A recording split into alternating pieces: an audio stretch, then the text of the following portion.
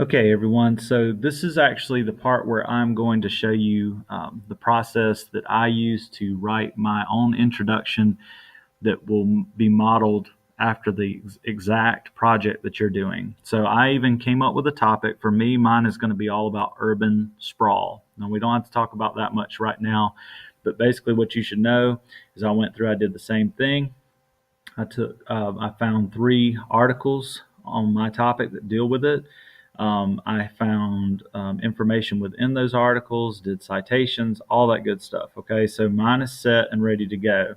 So what I'm going to do is walk you through the steps of writing the introduction. Now, because you're doing the draft phase, for you, you're going to obviously be handwriting this. So let me be clear about that. Handwrite it, and please skip lines as you do.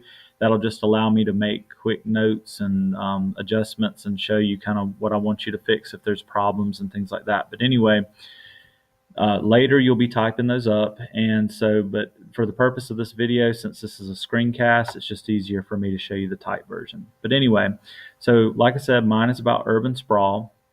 And like I said in the other video on the introduction, you really want to start it off with like 2 or 3 just general sentences that let the reader know kind of the direction that you're going with this. So anyway, this is what I came up with. This is not the whole introduction. This is just those first 3 sentences that I was talking about that just give a general introduction to the topic. So look at what I've said. As the world continues to grow in population, its major cities continue to grow with it. Now, see, that doesn't give me the whole thing about urban sprawl. That just gives me a general idea of like the direction of the paper. So we're talking about population in general in cities. So as a result, new problems and challenges have emerged as cities grow outwardly into land that was formerly for wildlife and food production. So the reader now can say, all right, so we're talking about cities growing and how that impacts wildlife and food production. Okay. This problem is known as urban sprawl. So now we get a name for it. Like, what is the problem? It's specifically urban sprawl, and it poses a major threat to people and the environment across the globe. All right, so now we've got kind of the full picture here of what the problem is and at least kind of some general information. So the next step, if you remember from my notes, was that you're supposed to now include information directly from one of your articles. So let's imagine again, I've taken my notes. This is the article I'm actually pulling from, and you can see it's by this guy, Mark Swilling, and it's from this website called The Guardian. So we take a look at that. I've already gone through, I've read it, I've found my notes that I like. And, I really like this note in particular for the introduction. So anyway, let me go back to my introduction. So I want to insert that. So this is how I go about it.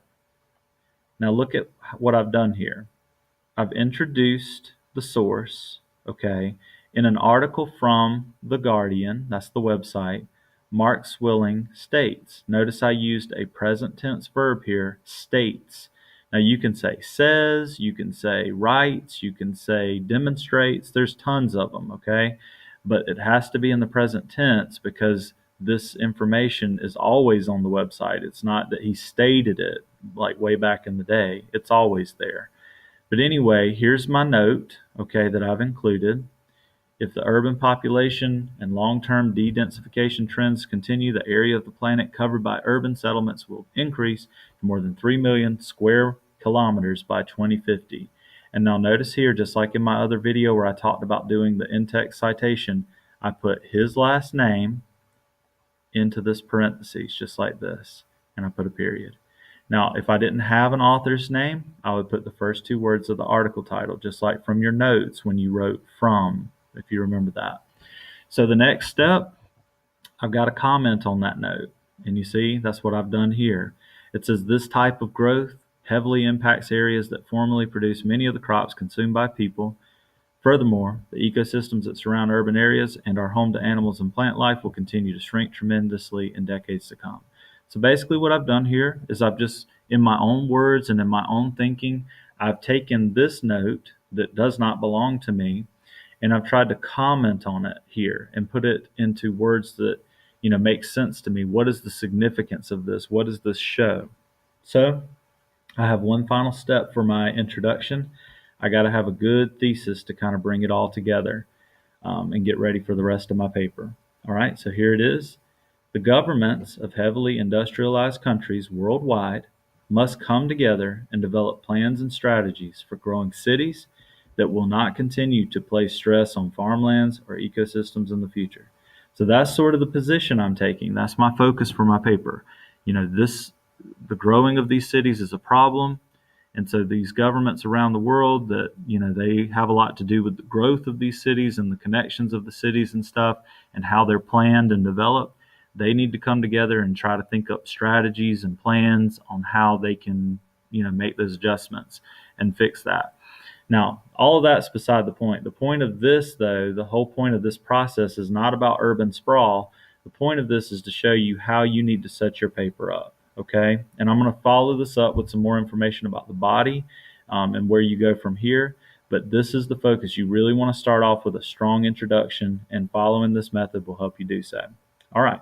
So I hope this is helpful. Please use the resources I've given you to do a good job on your introduction. Thank you.